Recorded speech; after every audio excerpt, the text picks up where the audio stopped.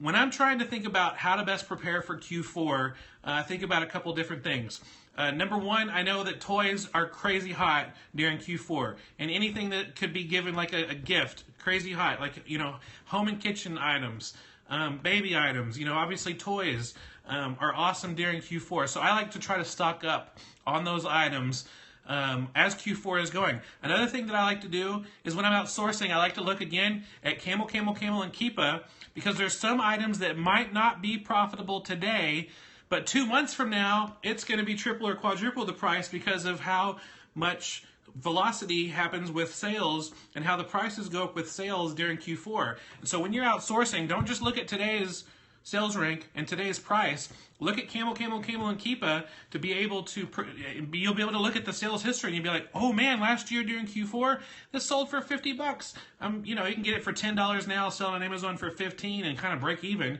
Or I could buy it $10 now, hold on to it for a couple of months, and when Q4 hits and December is in the huge rush, I'll be able to sell it for 4 times as much. And so that's another thing that I like to do for Q4. If you need any free tutorials about Camel, or Keepa, you can go to fulltimefba.com/readcamel or fulltimefba.com/readkeepa, and I walk you through how to understand those 2 tools that are absolutely free and just vital to my business. Another thing I like to do during Q4, every single year I get involved in the Proven Q4 plan. You can find that out at fulltimefba.com/proven Q4. And what that does is that everyone who joins that program gets put in a group of 50. And those 50 people, I don't know if you've ever heard of an app called WhatsApp. I think that's what it's called, but it's like a texting app, and so everyone in that group they share items that they're finding that are profitable. They're like giving tips and tricks, or saying, hey, everyone needs to go to Walmart and get this one item. It's selling like hotcakes. And so you're in a group of people 50 people who are all sharing the different tips, and you're able to find new things that you've never thought of before. I did this last year, paid the full price for it, and was able to pay for the entire membership with 1 tip.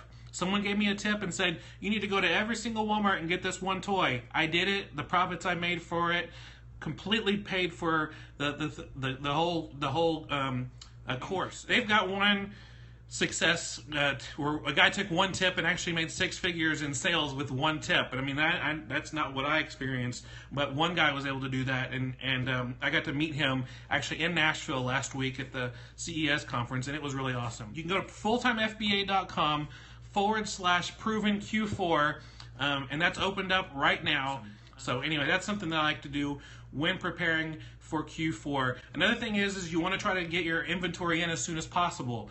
And so if you have inventory sitting around your house, sitting around your garage, it's just collecting dust, get it to Amazon as soon as possible. I mean, that's a tip for year-round, but especially when Q4 is coming. You also want to think about if you want to go wide or you want to go deep. Now, that's another thing that Camel, and Keepa can help you with, because when you go to those resources, you can see how often those items will sell. You can see how good the sales rank stays, and you can, even on some items, you can even kind of go and count the different peaks and valleys and see how often an item sells. You can see if you want to go wide or if you want to go deep on an item. I think a good balance of going wide and deep is really good when trying to get inventory to Amazon. You want to be able to find some items that you go deep on and some items that you go wide on, and really be able to spread it out and have a balanced inventory. One thing that you do know that you need to be ready for, with all the increased sales during Q4, there's going to be increased returns. It's just a part of the business. I totally take it, because the increased purchases and sales during Q4 more than make up with the returns. And yeah, some people call it return-uary instead of January because of all the returns in January, but really it's not that much compared to the increased sales you're going to get. That's all for today. Thank you so much for watching. You know what? If you like this video, you can give us a thumbs up below. You can also leave a comment or a question. You can also see any of the links we talked about in this video in the description below. And as always, come hang out with us at fulltimefba.com. Be sure you subscribe for lots of free stuff. Have a great day. God bless.